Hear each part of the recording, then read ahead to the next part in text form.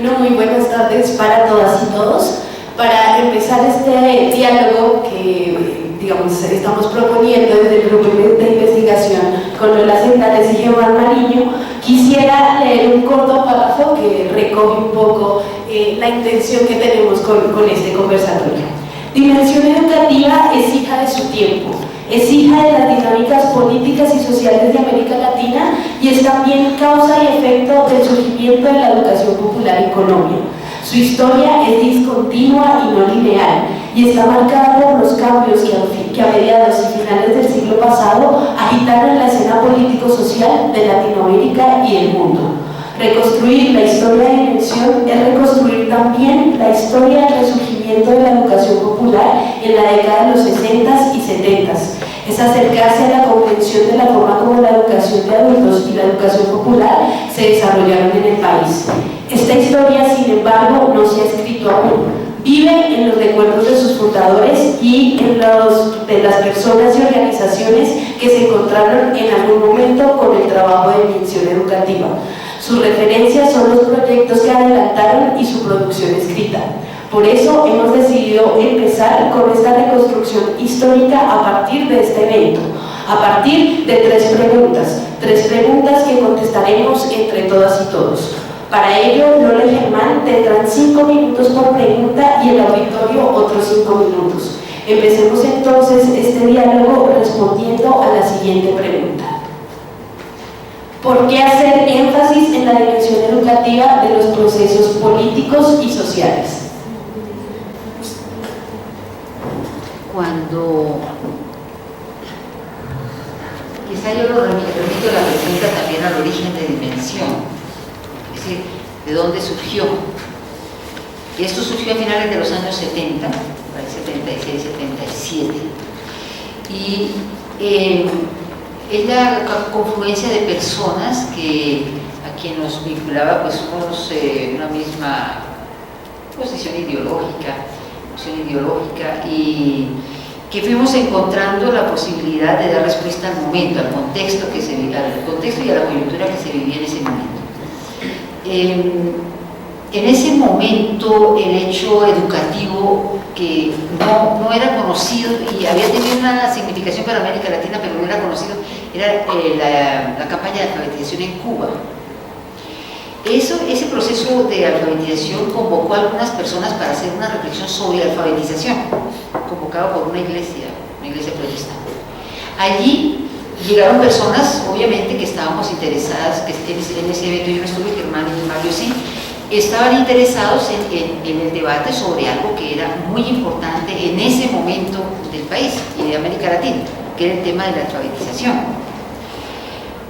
Ese contexto y un hecho y la reunión de personas fue congregando en torno, no a un proyecto, nosotros no tuvimos un proyecto escrito para hacerlo, sino como a una tarea que veíamos que era necesaria en el momento. Entonces tuvimos el marco de la educación liberadora de Freire, el hecho de la alfabetización en Cuba, el contexto marcado por una necesidad de abordar el tema educativo con personas adultas que estaban llegando, muchos de ellos desplazados por la violencia en esa época, a los barrios periféricos. Entonces, esa correlación para nosotros era importantísima y el fenómeno que se estaba dando de llegada de la gente desplazada por la violencia y por el asunto de la droga, de la coca o de la marihuana en ese momento. Entonces, ¿cuál fue nuestra intención? Uno, hacer evidente, divulgar ese hecho educativo. De ahí surgieron las publicaciones. Divulguemos un hecho educativo que es desconocido y las primeras 2 publicaciones de Dimensión fueron la educación en Cuba, que no en ese momento nadie se atrevía ni siquiera a nombrar. Se sacaron 2 libritos en máquina y se publicaron. Era evidenciar, poner en evidencia y en el juego del debate un hecho que era desconocido por una parte. Por otra parte, nos llevó eso de haber conocido, tener, digamos, como una reflexión a nivel de qué pasaba con la alfabetización en América Latina, nos llevó a realizar una experiencia que fue, de todas maneras, había vínculos con los movimientos sociales y en ese momento el movimiento grande que había era en los barrios populares, en los barrios de invasión, la lucha por los servicios públicos. Entonces hicimos un trabajo de alfabetización como 40 líderes de barrios que eran, imagínate, al lado de Jerusalén, por ahí, donde eran peladeros en esa época. Ahorita está todo ya vuelto vivienda, en ese momento no había nada de esos barrios. Entonces, con estos líderes comunitarios de barrios de invasión, hicimos la primera cartilla de alfabetización, siguiendo la propuesta de la educación liberadora de Freire, el método de Freire. Es una cartilla que si hoy la vemos, dice, uy, pero qué roja quedó en los contenidos. Era el lenguaje de la época. Además la hicimos con regletas, ustedes eso ya ni les suena. Eran unas regletas donde venían las letras como con huequitos, ¿recuerdan, Joaquín? Y uno las remarcaba ahí con un esfero grueso. Y con eso hicimos la cartilla. Y con eso trabajamos con líderes de barrios populares. Entonces teníamos divulgar, realizar un trabajo de alfabetización en los barrios con la población que iba invadiendo, y lo otro era, a propósito del trabajo que realizábamos y de los marcos que teníamos en ese momento, hacer una propuesta de trabajo, es decir, de la experiencia volver la propuesta. Entonces lo que hicimos fue que eso lo volvimos antología de alfabetización en América Latina y una propuesta de alfabetización siguiendo el método Freire que se llamó Luchemos o lucharemos, ya ni me acuerdo, que después hicimos lucharemos. Ese texto fue el que fue conocido por Ernesto Cardenal y fue el texto por el cual nosotros llegamos después a Nicaragua. Que había una cuestión, experiencia ahí recogida, había una propuesta, y Ernesto, el poeta, se lo regaló a su hermano Fernando y decirle, mire, cuando vayan a hacer la campaña de alfabetización, estos tipos saben de eso. Por eso llegamos nosotros a Nicaragua. Entonces yo creo que en esa situación entre práctica, propuesta, en poner en juego, en el debate lo que había en el momento, nos hemos debatido, y creo que hay una cuestión, y es que las propuestas no salen hechas desde el comienzo.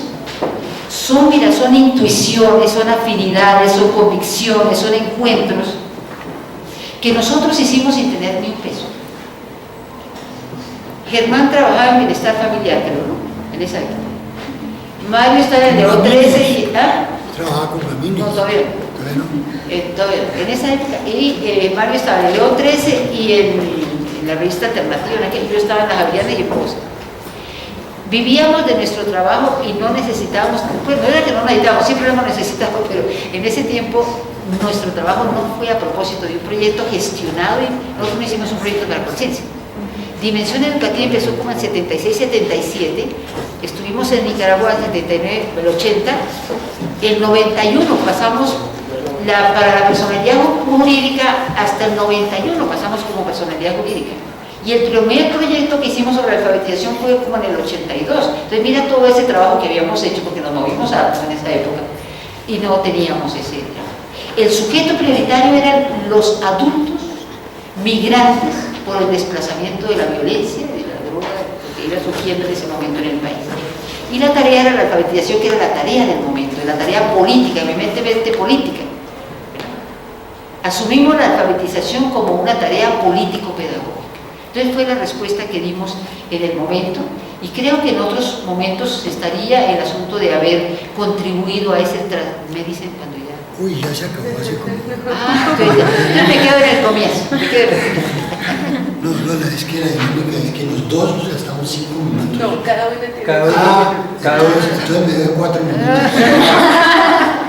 Cada uno 5 minutos y otros 5 minutos para que reaccionemos. Bueno, como no les comió un breve de tiempo, yo a la pregunta de por qué comenzamos a trabajar la dimensión pedagógica o educativa de la educación popular, respondería que yo creo que sin querer queriendo el nombre de dimensión educativa anticipó en forma absolutamente magistral lo que en gran medida hemos sido toda la vida, ¿no?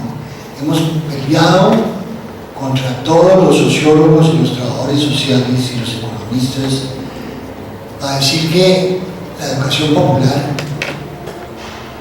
no es solamente la lectura política de la realidad, sino que es también educación. Y Y en ese sentido es la dimensión educativa.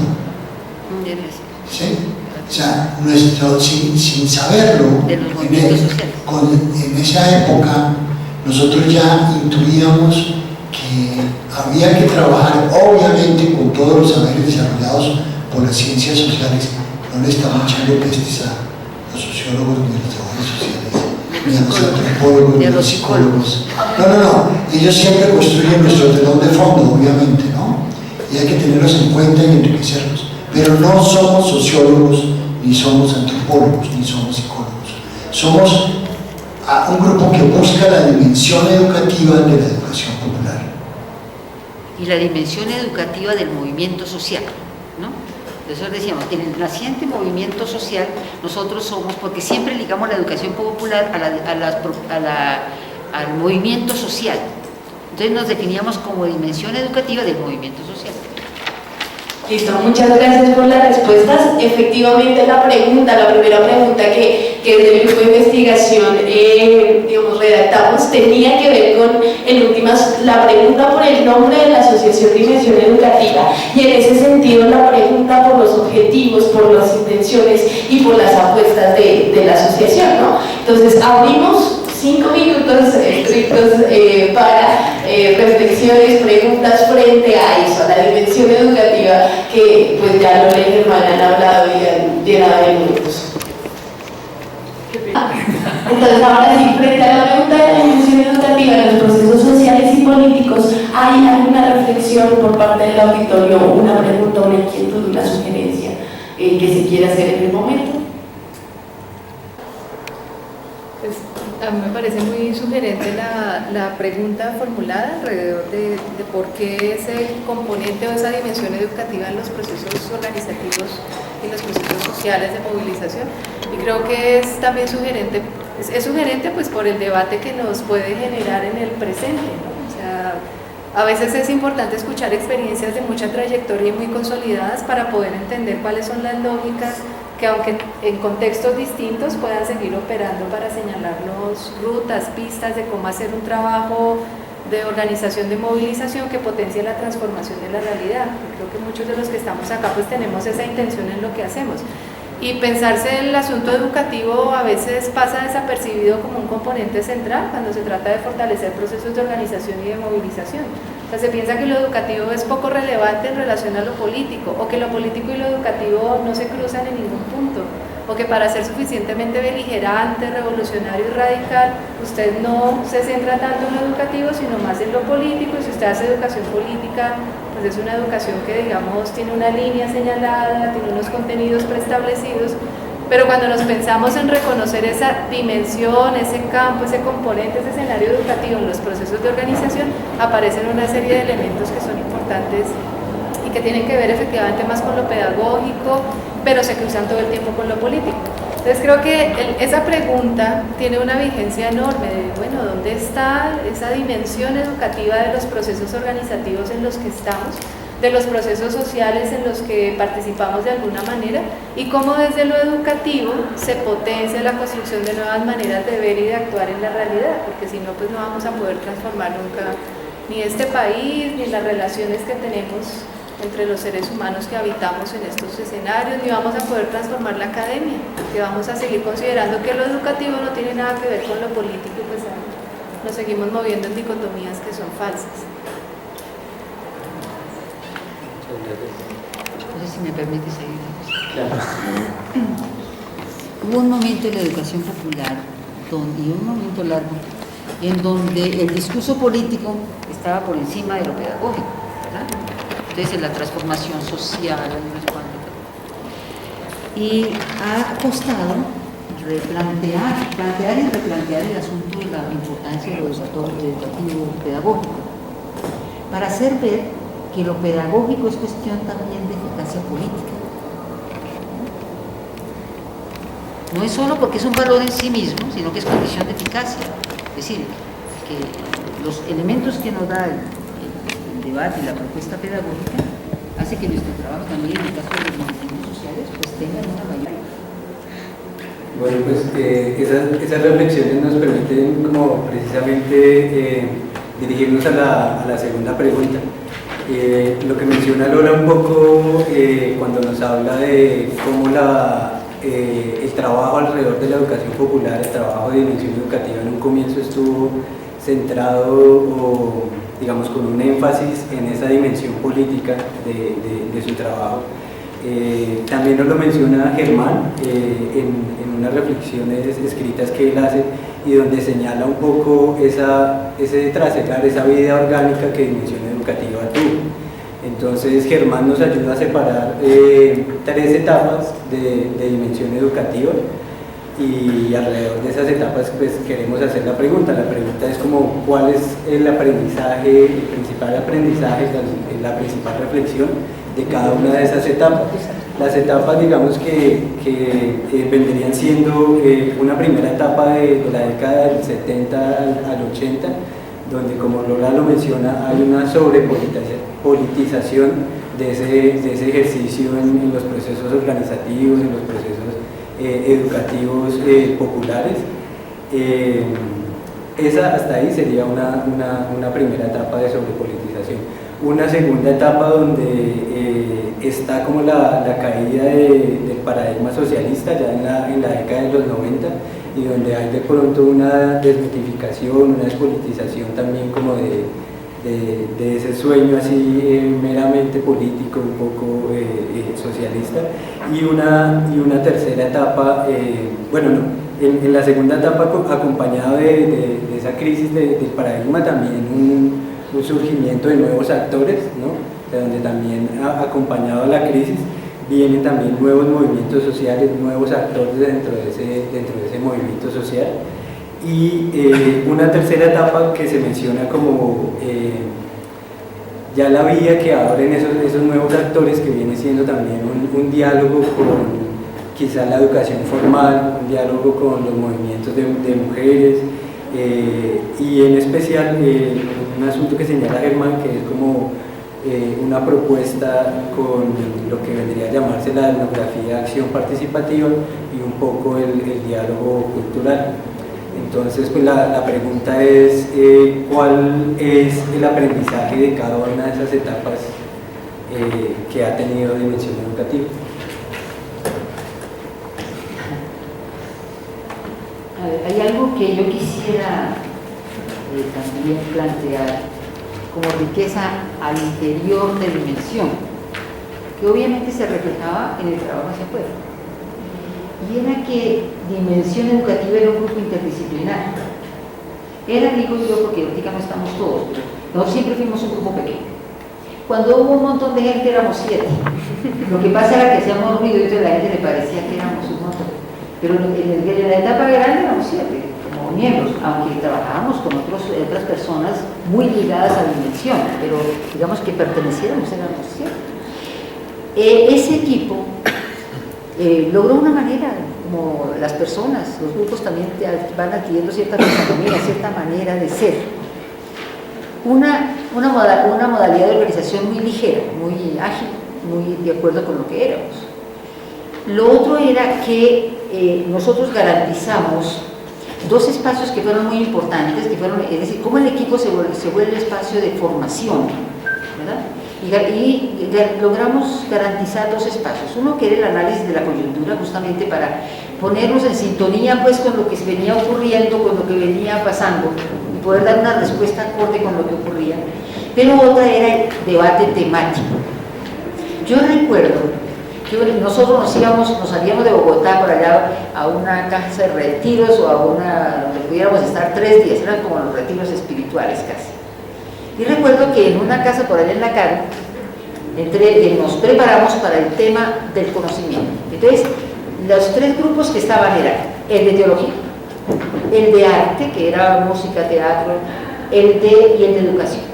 El asunto era cómo se construía conocimiento desde esas 3 distintas disciplinas. Y fue sumamente enriquecedor cómo el debate de los artistas nos permitía vislumbrar elementos que los educadores no teníamos, ¿verdad? Y cómo los teólogos podían ver en lo educativo y en lo artístico cosas que ellos no podían ver. Yo recuerdo que para mí fue, por ejemplo, muy iluminador que los debates que ellos hacían sobre el tema de la intuición y la improvisación, que eso en educación, ¿no? Improvisar en la educación, qué horror, y la intuición en la educación, eso no está bien bueno. Ese debate del arte nos ayudó muchísimo, fueron discusiones muy preparadas, muy consistentes, porque el equipo tenía una solidez, digamos, en la formación, había una confianza ética entre nosotros. Yo creo que nadie preguntó a alguien dónde está, ¿no? Sabíamos que donde estuviera estaba haciendo un excelente trabajo y había una gran confianza ética entre el grupo. Entonces, fue uno de los que recuerdo es ese, de garantizar que el grupo fuera un espacio de formación, por los debates tanto de temáticos como políticos, como lo que fuese presentando también la situación. En los debates de coyuntura, por ejemplo, siempre llevábamos una persona externa. Ustedes saben que el debate de coyuntura cada quien lo hace desde su ángulo, pero nosotros pues marcábamos un ángulo para oír, luego nosotros desde nuestros ángulos íbamos enriqueciendo también la temática. Creo yo que esa característica, ese debate nos llevó también a que fue una cosa permanente, el remarcar y el reencontrarnos con la propuesta también de Freire en el transcurso de la educación popular. Es también muy evidente en la relación entre educación popular, formación e investigación. Siempre, ustedes después lo verán en las propuestas, por ejemplo, de aportes, muchos de los aportes que más se difundieron fueron los temas ligados a la investigación, porque siempre, como en la educación popular se fue cayendo un poco en el activismo, ¿no? Entonces, claro, era tan urgente todo lo que había que hacer, ¿cómo era posible que habiendo tanto que hacer alguien se pusiera a leer un libro, si hay tanto que hacer, ¿verdad? O nos pusiéramos a hacer una reflexión si habiendo tanto trabajo y que hay que ir al barrio y hay que ir donde las señoras y hacer la reunión y llegar a la medianoche. Entonces, el sacarle, digamos, el tratar de decir, mire, si la actividad no va unida a los procesos de formación y de investigación, la cosa estamos ahí sí caminando, dándole vueltas a la bicicleta estática.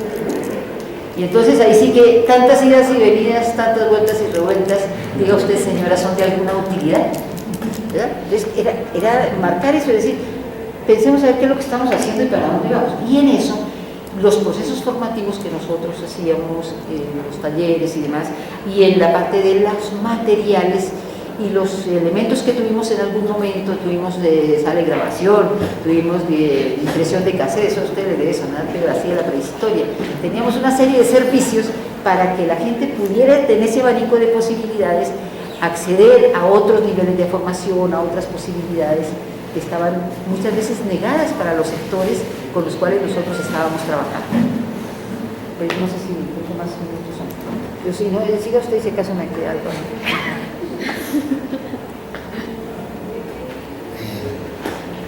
Yo quisiera ampliar un poco o un poquitín lo que Lola dijo, que no le ha preguntado.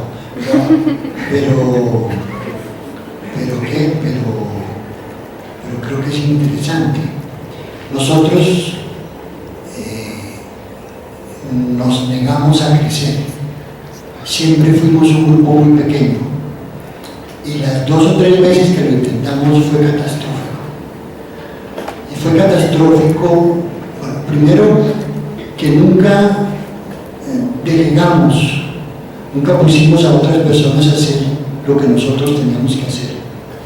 Eso nos empobrecía desde el punto de vista epistemológico, experiencial, y no nos parecía coherente pues contratar a una persona, por ejemplo, para que hiciera algo. Pero por otro lado, nos negamos a crecer porque las concepciones políticas que teníamos fueron variando con los años. O sea, no era lo mismo nosotros cuando estábamos en Nicaragua en el 79 que 20 años después. No era que hubiéramos renunciado a muchos de los principios en los que creíamos en el 79, pero sí nos distanciábamos en montones de cosas. Y entonces cuando llegaba alguien nuevo que no había vivido el mismo proceso de rupturas que nosotros vivíamos, eso lo que generaba era rupturas, generaba despelotes. Esa es una cosa. La otra cosa que creo que hay que agregar, que no contesta la pregunta tampoco, pero que podría ser interesante, es que precisamente por esa característica de ser tan pocos, quizás, y de ser tan testarudos y tan narcisistas, nunca aceptamos una estructura jerárquica. O sea, en Dimensión nunca hubo un jefe. ¿Sí? Lo que había era una asamblea que regulaba todas las decisiones importantes. Y a veces, pues, hasta las sencillas se volvían importantes, pues, porque comprar o dejar de comprar una máquina, en esa época eran máquinas de escribir, pues eso era la mitad del presupuesto de nuestro grupo, ¿no? Entonces, algo tan trivial como eso se volvía importante. Nunca tuvimos jefes. Encontramos una estructura de poder donde nadie tenía el poder, donde el poder estaba en la asamblea. Yo creo que esas dos cosas nos salvaron en gran medida. Teníamos una representación legal, un representante legal para que firmara los papeles. Ah, sí, Entonces, que nadie quería hacerlo, ¿no? No, y una vez para contar una anécdota, yo sabía que me iban a reelegir a mí. Y entonces yo redacté una carta, le pedí a Rosita, que era la presidenta, para que quedara muy bien hecha, ¿no? Y dije, no, me voy a dejar nombrar otra vez. Entonces, una carta muy bien redactada diciendo que yo renunciaba, pero así, irrevocablemente, al cargo de coordinadora de Dimensión Educativa, y la presenté. Puede que me dijeron, me da tanta pena, pero yo renuncio. Entonces me dice, usted está renunciando a un cargo que no hay en Dimensión Educativa, porque ahí no había coordinador, sino era presidente. Yo renunciaba al cargo de coordinadora y eso no existe. Me cuenta la verdad. Bueno, en relación a las etapas, lo que yo diría es que a ustedes les tocó mucho más fácil que a nosotros. Es que imagínense ustedes la carga que nosotros teníamos, por ejemplo, con la situación centroamericana. Es que nuestra generación creyó en la violencia, creyó que solo a través de las armas se podía lograr el poder. Esa es una carga muy berraca. Aunque ninguno fue nunca, y esto lo puedo decir públicamente, ninguno fue orgánico de ningún grupo guerrillero, pues todos en nuestra época fuimos simpatizantes y a veces un poquito más de lo que se debía de las causas que iban a construir un nuevo tipo de sociedad. Una generación que tiene que quitarse eso de los hombros es muy difícil, a veces ni se lo quita todavía uno. Por ejemplo, una persona que formaba parte de Dimensión Educativa se retiró porque se asustó de que nosotros, por ejemplo, fuéramos a Nicaragua. Entonces se retiró, no quería nada con nosotros, éramos potenciales terroristas o cosas por el estilo. Bueno, la otra cuestión que nos tocó a nuestra generación es comenzar a reconstruir los escenarios posibles. Es que este rollo de que de golpe se le acaba a usted el cuentico de la burguesía y el proletariado parcialmente, porque hay muchas cosas del marxismo absolutamente vigentes y cada vez más vigentes, pero que le aparecen, por ejemplo, nuevos actores y nuevas fuerzas políticas. Eso es complicadísimo. Usted cómo dialoga con actores que desconocen, por ejemplo. ¿Cómo logra usted, por ejemplo, un acercamiento con los grupos indígenas sin caer en todos los errores que se caen cuando uno trabaja con los indígenas?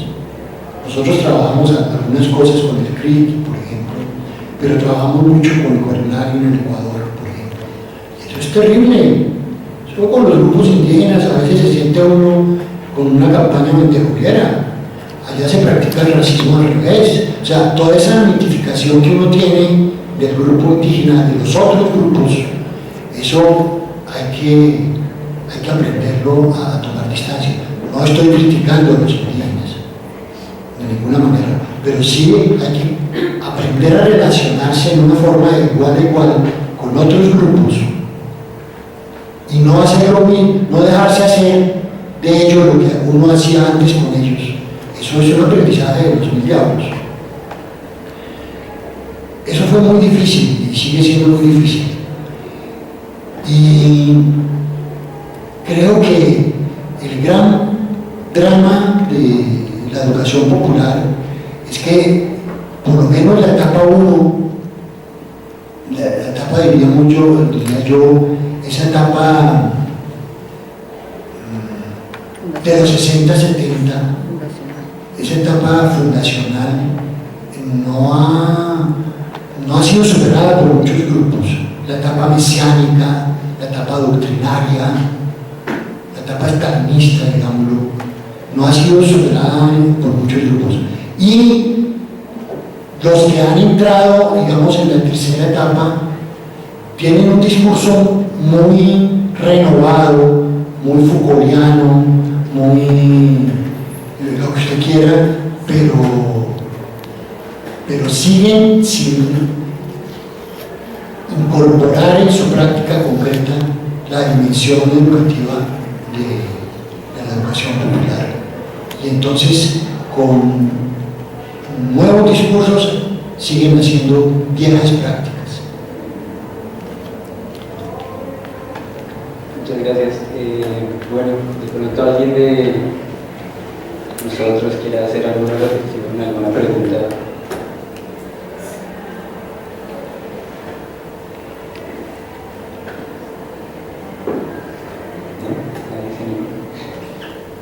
Ni 5, ni 4, ni 4.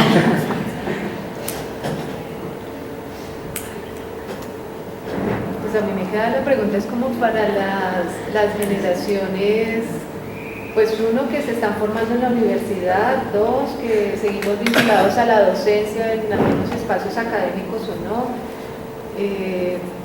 La pregunta por el qué hacer para, retomando lo educativo, poder tener una acción eficaz política. O sea, porque también creo que en la pregunta están planteados las cargas generacionales de las que hablaba Germán, que son de alguna manera nuevas hoy día. Para los jóvenes que están hoy en día formándose en las universidades, que participan de procesos de grupos juveniles, de distintas formas organizativas, hay unos retos enormes. Y vemos movimientos estudiantiles, organizaciones de jóvenes que van rompiendo cada vez las formas de leer la realidad, ¿no? O sea, tenemos jóvenes que frente a las opciones sexuales y el tema de las diversidades se paran en posturas que rompen todas las posturas teóricas, las categorías para leer la realidad, y tenemos jóvenes que desde otros escenarios rompen la perspectiva para entender el proceso educativo en bachillerato, que desde el movimiento estudiantil son capaces de romper las lógicas pensadas para la universidad pública colombiana. Pero ahí aparece la pregunta por cuál es como un poco la carga en términos de lo que a la generación le correspondería, pero no desde la perspectiva determinista, sino más desde lo que vamos descubriendo al andar. Entonces yo rescataría un poco de la pregunta, pues así como Lola, Germán, otras compañeras, otros compañeros participando en Dimensión Educativa aportaron en su momento y desde lo que fue el potencial de su generación a transformar esta realidad, y creo que lograron avanzar en mucho y siguen avanzando y aportando en mucho. Pues la pregunta también pasa por nosotros y nosotras. O sea, ahí en dónde nos paramos, desde dónde nos paramos, y un poco cómo está nuestra práctica en relación a esa posibilidad de tener una práctica que se ajuste a los desafíos del momento histórico que vivimos, pero que también intente tener cierta coherencia desde la perspectiva en la que nos situamos para pensarla y para proyectarla. O sea, no nos podemos quedar repitiendo la historia de hace 20 o 25 años con las mismas lecturas y formas de lectura de la realidad, y ahí tendríamos el reto de innovar en el lugar donde estemos. Creo que es un poco también parte del legado que alcanzo a percibir. Muchas gracias. Pues es que sobre lo que hablaban, yo tengo una observación. Pues yo hice práctica de trabajo social en una fundación que trabajaba en un jardín de niños que está aliado con bienestar familiar. Y entonces allá, pues me parece muy admirable eso que ustedes lograron establecer una estructura no jerárquica en la organización, porque la fundación se ve como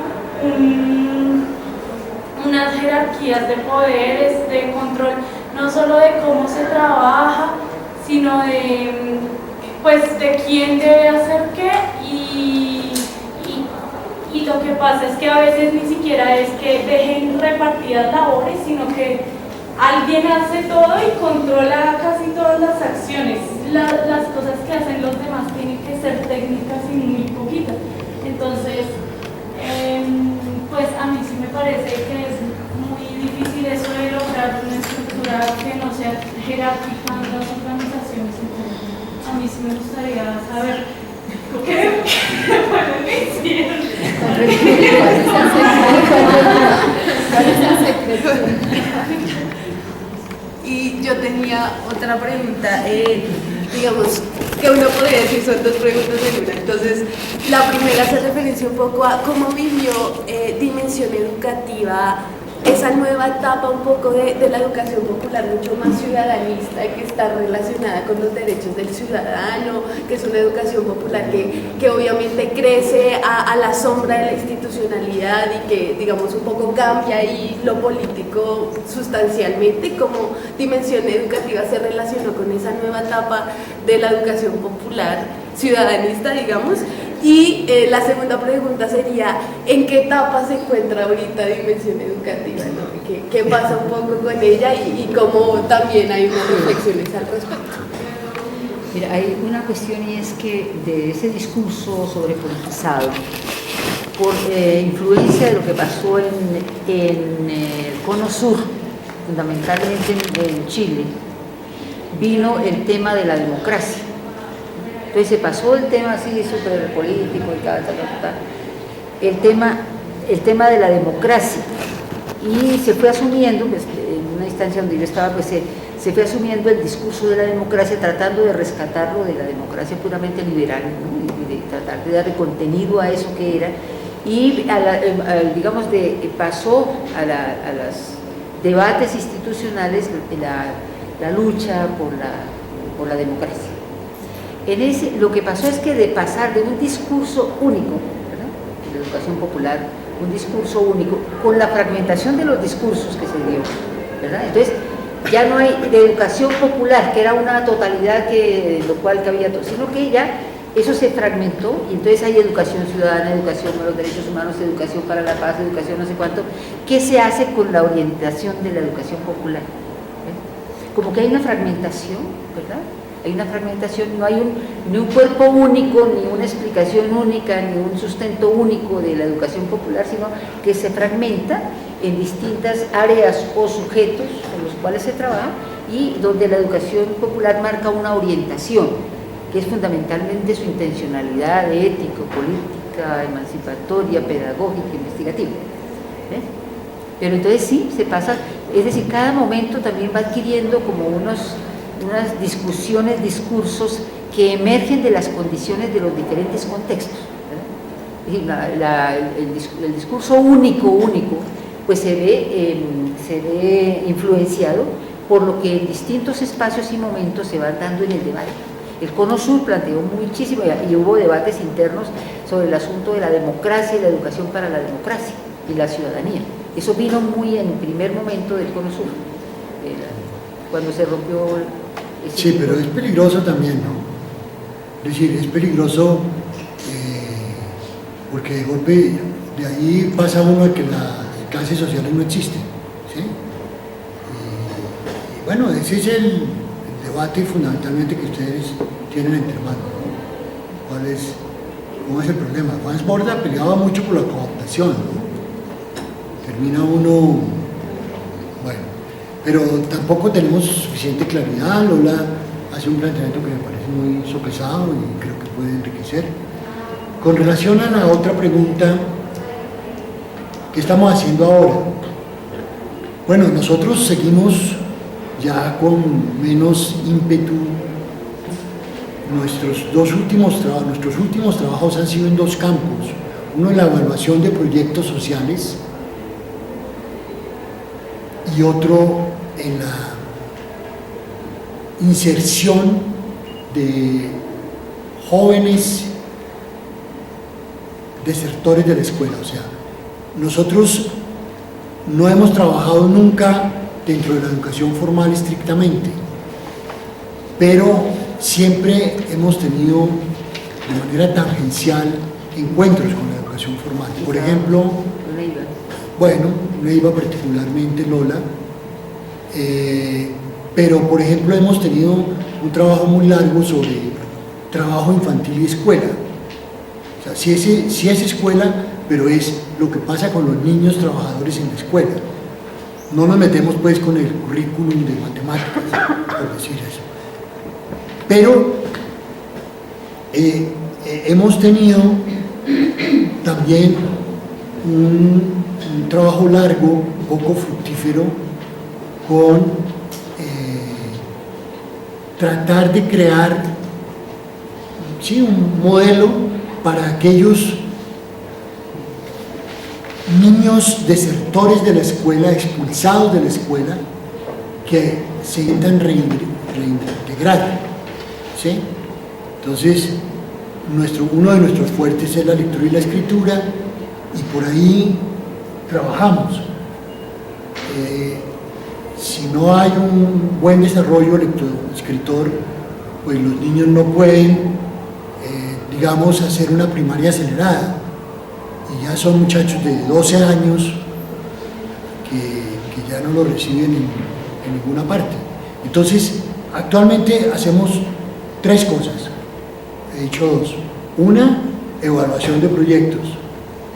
Hicimos un proyecto, una evaluación muy grande donde dimos mucho palo, y creo que por eso no nos van a volver a contratar, porque seguimos siendo, desafortunadamente, ese es un signo trágico, bastante radicales en que, y esto para qué sirve, y esto cómo se usa, y esto es alcahuetería con el Estado, y esta vaina, pónganse las pilas, porque si lo único que encuentra uno, hicimos trabajo en 8 departamentos, y lo único que encontrábamos era mujeres golpeadas porque los hombres se emborrachaban y venían y les daban unas muestras del diablo, y entonces a ver cómo hacemos. Pues no hagamos ahí, es decir, sentémonos, hagamos mesas de trabajo, comencemos a hacer presión social, pues para que se enfrente el problema del alcoholismo en el campesinado colombiano. Esa vaina no es de que hagamos talleres, sino sentémonos con el señor de Bavaria, con el señor que sea, y con las fuerzas locales. Mejor dicho, eso no le gusta a la gente que nos pide que evaluemos, pero nosotros decimos, ustedes pueden seguir haciendo todos los talleres que quieran para eliminar el maltrato intrafamiliar, pero si no se paran con la regulación de la bebida en el campesinado, esto se friega. Bueno, pero una tercera cosa que hacemos ahorita, pues ya es que toca, ¿no? Porque zapatero a tus zapatos, y en casa de herrero asadón de palo. O sea, nosotros ya estamos con nuestros años a cuestas y no hemos sacado el suficiente tiempo para hacer una memoria. Tenemos memorias parciales, memorias tangenciales, hemos escrito mucho, pero todavía nos falta cosas como estas. De ahí que para nosotros sea maravilloso que ustedes, jóvenes, nos hagan estas preguntas, porque incuestionablemente son insumos para ese trabajo que estamos comenzando a hacer, que es como la gran reconstrucción de que hemos sido. Quisiera comentar que este trabajo de evaluación que menciona Germán, lo aceptamos porque tenía un componente de formación y de investigación. Nosotros íbamos a hacer el proyecto de la evaluación, estaba esa parte crítica de evidenciar cómo se le juega, cómo las políticas le juegan a la situación de la gente, y qué era lo que estaba haciendo el Estado para esto de reducción de la pobreza, pero también era la posibilidad de tener profesionales muy jóvenes, recién salidos, que les pagan repésimo y los ponen a hacer un montón de trabajo, hacer conciencia en ellos de qué estaban haciendo y lograr un proceso de formación y de investigación. Nosotros en el último trabajo lo dijimos, o nos dejan un ingrediente investigativo o no, que no se justifica, va a ser más de lo mismo. Eran dos componentes que nos permitían aceptar este trabajo. Creo que hay una cuestión también, la presencia en la universidad, que no sea así tan permanente, pero sí rescatar el valor de la educación formal, si se quiere. La educación formal también es un espacio en disputa ideológica, ¿no? Entonces, al principio nosotros lo negamos en una ocasión, decíamos, no, qué barbaridad, y entramos en eso de que el aparato ideológico del Estado, que para qué nos metíamos allá, esa lectura que tuvimos, pero después dijimos, no. Entonces hubo un regreso a la universidad, un regreso a la educación formal, como digo, no permanente, en algunos casos sí permanente, en el caso mío en Neiva, pero tratar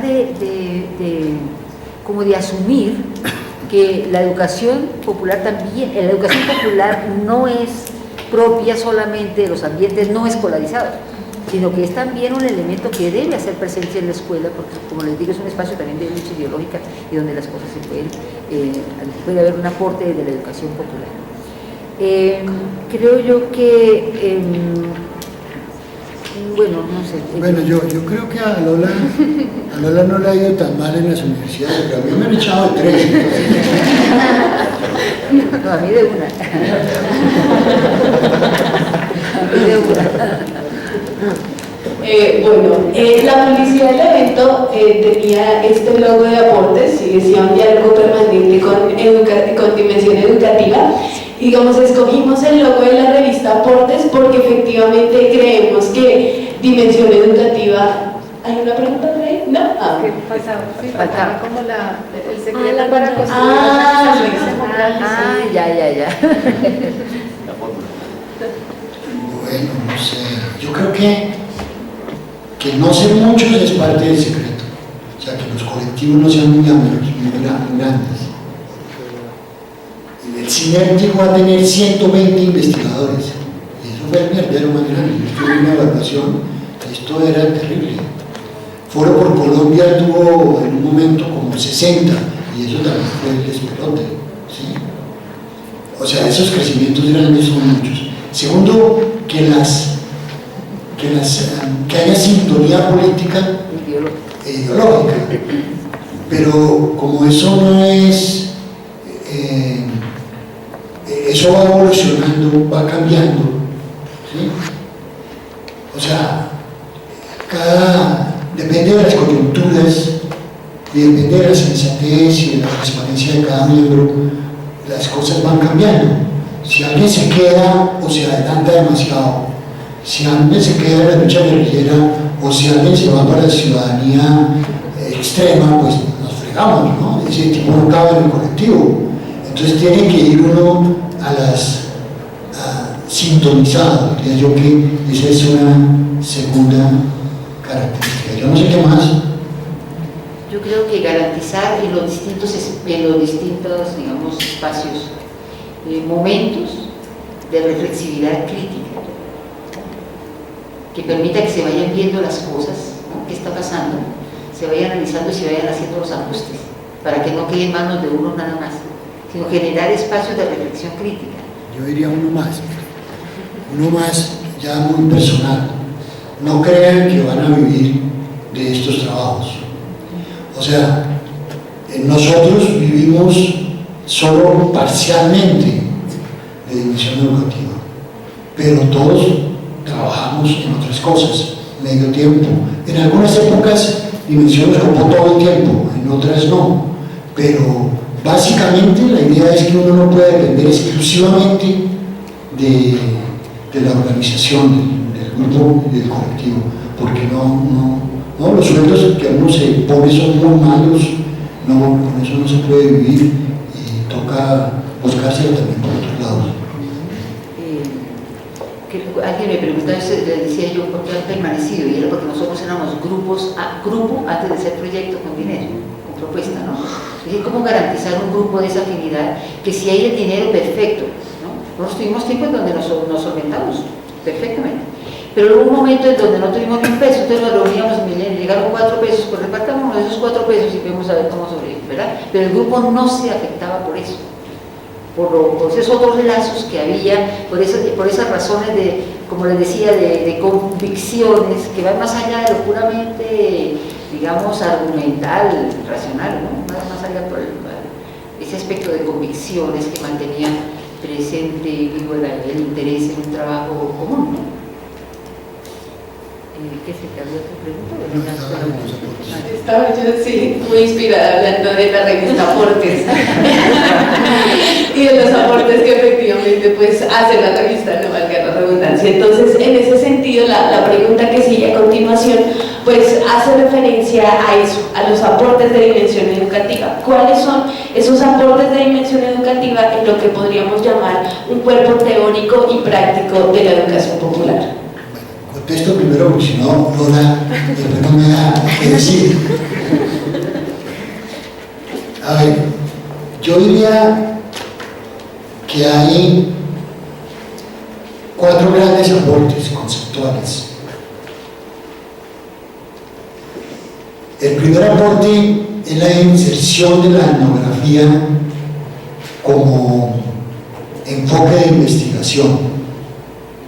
Yo creo que nosotros en Colombia fuimos los pioneros y los que más hemos desarrollado en el campo de la educación popular el manejo de la etnografía.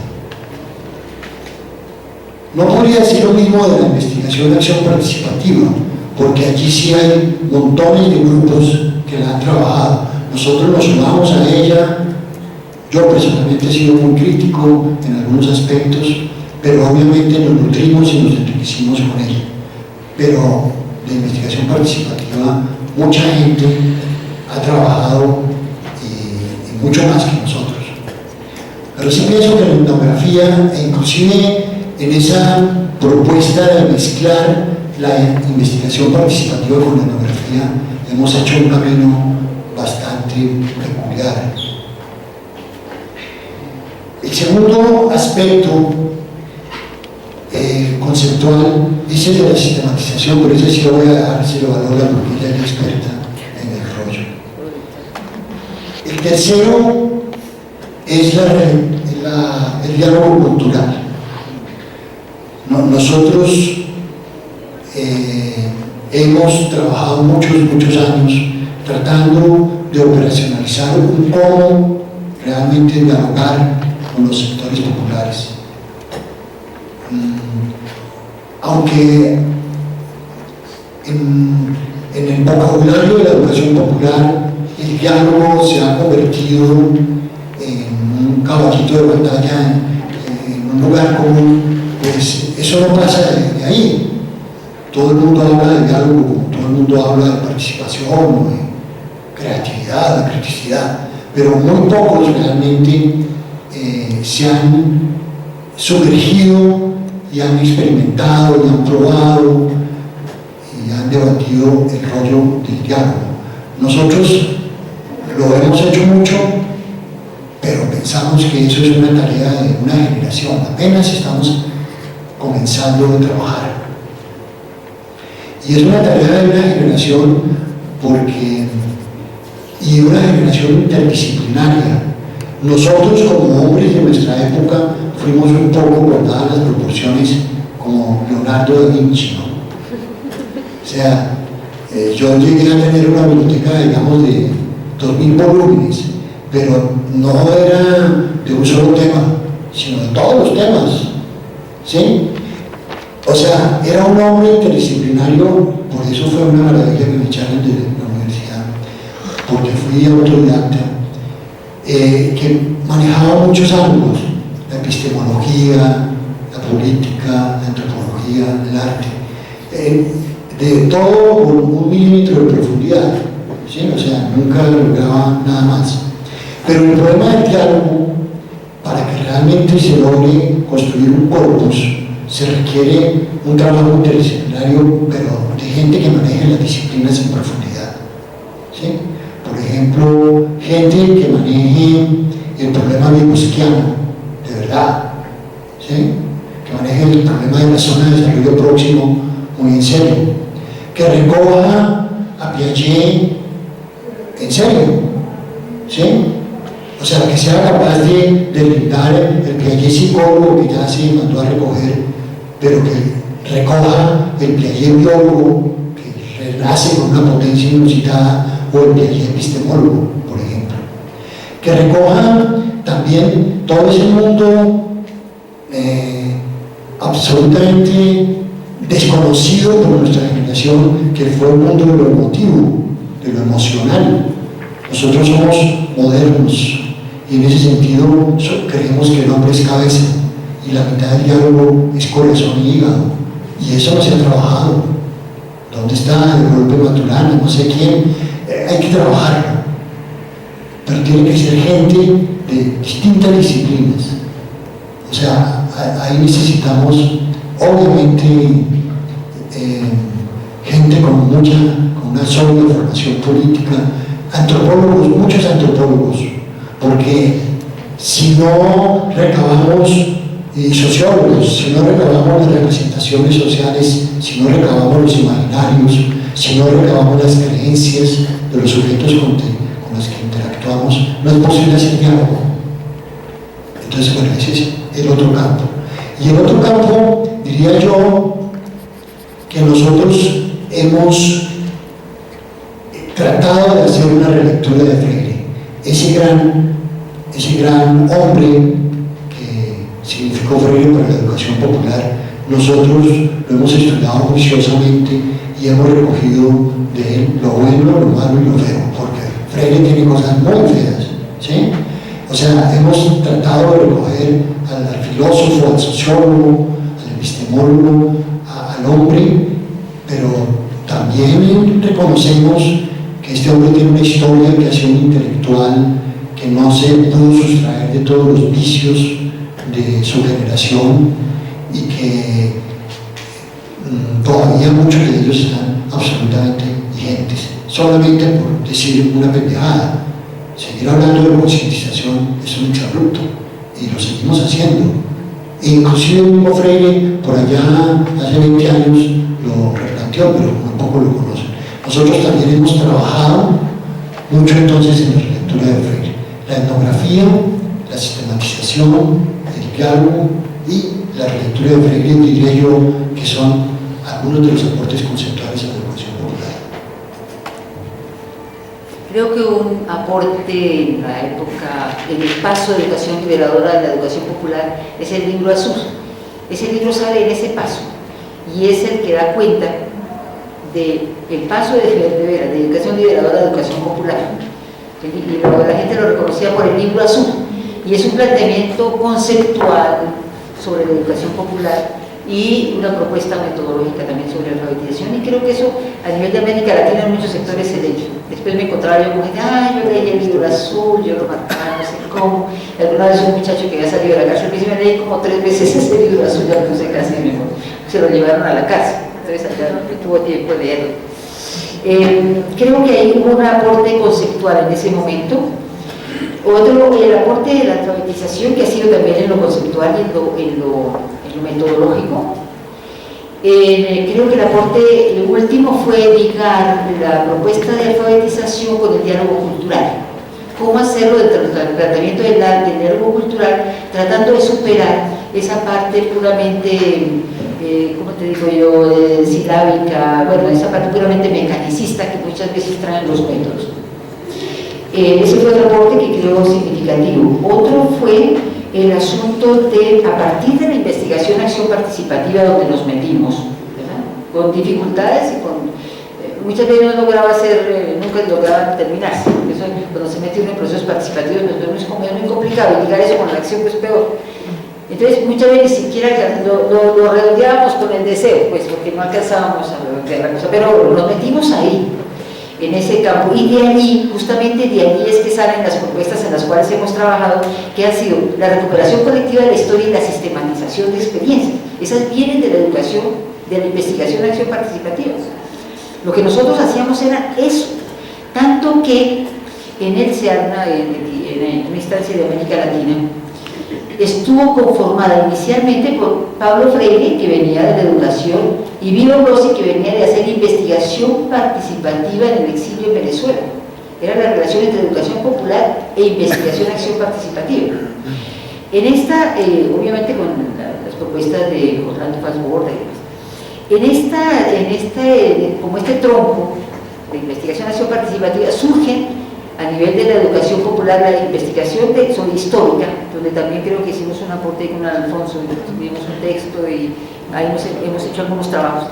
Y lo otro fue la sistematización de experiencias, que venía del por la eficacia de la educación popular. ¿Qué se estaba haciendo en la educación popular? Y la gente encontró una forma muy ligada al método positivista en ese momento de dar cuenta de lo que estaba pasando. Pero poco a poco fue logrando autonomía frente a otras modalidades investigativas y se constituyó como una modalidad, con autonomía de abordar las prácticas. Tanto que hoy hasta las agencias piden que los proyectos incorporen la sistematización de experiencia. Y lo otro también, como les decía la historia, el asunto es que hoy por hoy el abordaje de las problemáticas sociales es imposible de hacerlo desde una sola visión investigativa. Y por eso, digamos, como el contar con una batería de posibilidades que permitan en cada caso hacer una respuesta consecuente con las poblaciones y las temáticas, y no inscribirse en una sola línea. Es decir, de pronto la academia eso sí, eso tiene que hacerlo, pero por fuera de la academia, cuando uno tiene que hacer trabajos, pues tiene que apelar a distintas posibilidades que le permitan armar una propuesta consecuente y con las necesidades del grupo con el cual están. Entonces, por eso como que disponer de ese abanico de posibilidades ha sido interesante, y ver que pues, lo primero son las preguntas y la situación de los grupos que las modalidades investigativas.